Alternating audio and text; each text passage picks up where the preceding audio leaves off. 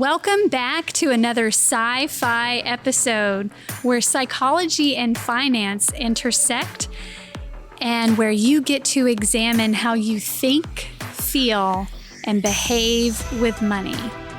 Happy holidays to everyone, and dare I say Merry Christmas to those who also celebrate Christmas. Today I'm going to be talking about overspending. Recently, I had an overspending class, and we started to examine our thoughts and our behaviors. And so one of the things that I highlighted from that class were the surveys that I got back in return and the barriers that the folks that completed the survey stated they had when it comes to overcoming overspending. So I thought I'd chat a little bit about that. The first one is discipline. So finding the discipline not to overspend. And there's a reason why it's so hard to discipline yourself when it comes to overspending. And the reason for that is because spending or overspending or compulsive shopping is just like addiction. It operates on the same neurochemical that would be released when you are over drinking alcohol, overusing opiates, overusing heroin, or any other substance. And that neurochemical is called dopamine. So dopamine is something that is even created when we are eating food.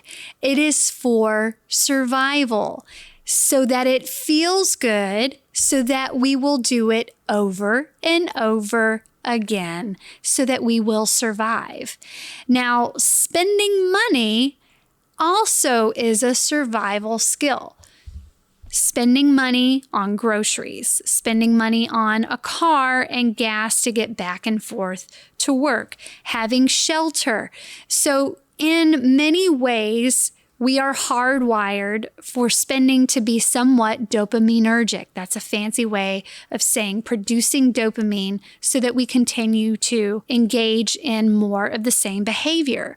So with overspending or compulsive shopping, there's now a compulsion tied to your thinking.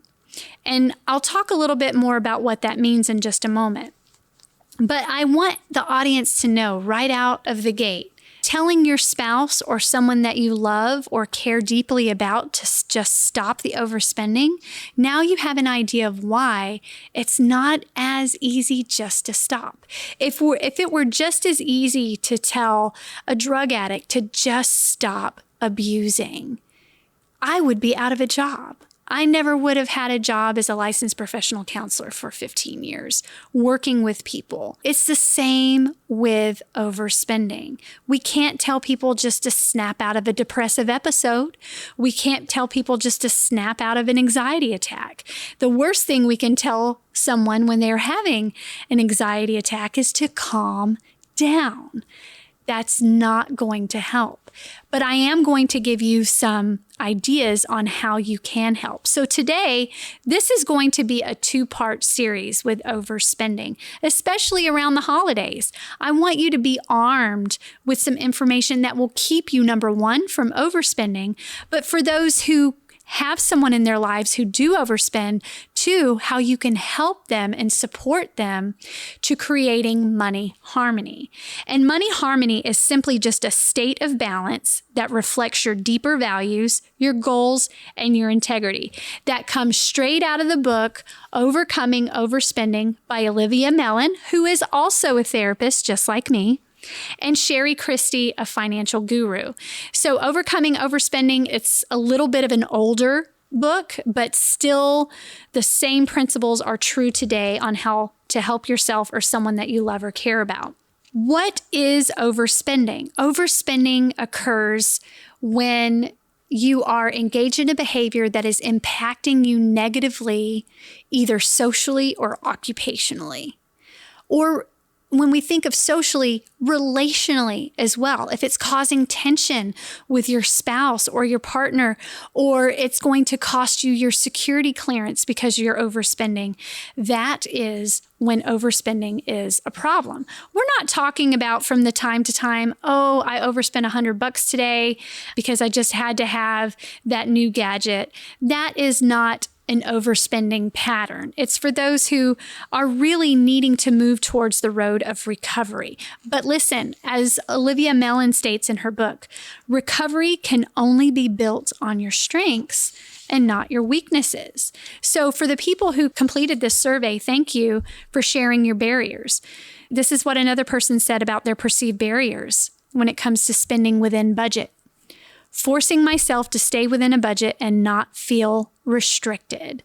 It feels like a diet then when we are sticking to a spend plan and following, staying within the guidelines and remaining safe within what we said we can spend for these particular categories. Yeah, it hurts.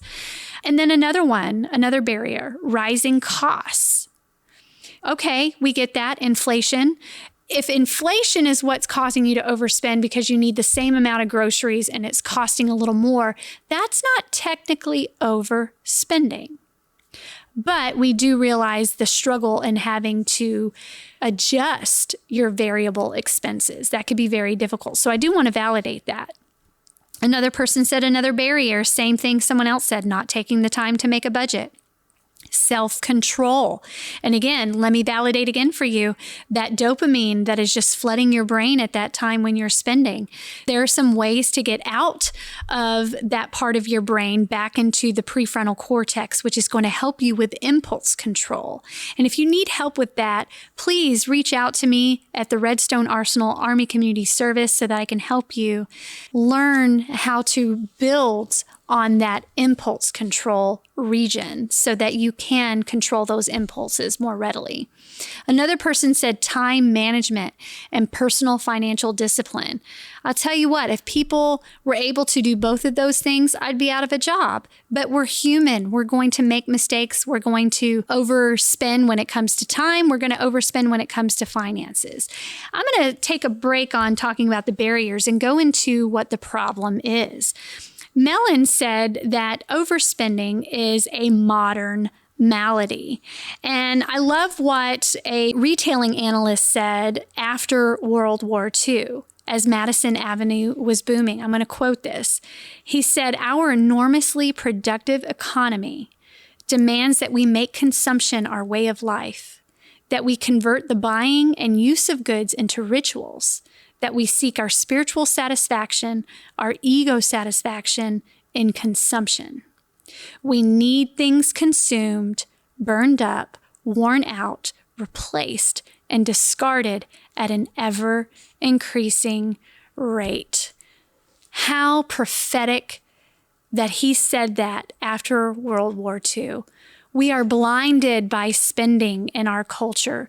We are consumed with consumerism, and we focus too much on the spending. And as I stated in a previous podcast, instead of being focused on spending this year for the holiday season, let's be focused on giving this year. Giving can be free, and it can be freeing as well. So there are many things that happen in an overspending episode. Someone that was Olivia Mellon's client at one point said, "It sweeps over me like a tidal wave." And again, that goes back to that dopamine. We're caught up in the wrong area of our brain. We need to get back into the neocortex, back into the prefrontal cortex for our impulse control. First, we're triggered, whether by a positive or negative thing, and then we overspend. After we've given ourselves, which is a thought, the consent to behave or engage in that action. Then that euphoria comes the reckoning, where that dopaminergic high passes to feeling guilty, shameful, and feeling self-hatred.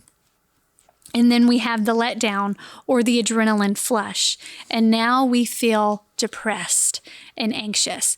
And that's a little sad, and it's unnerving and it's not right, but let's move towards the solution.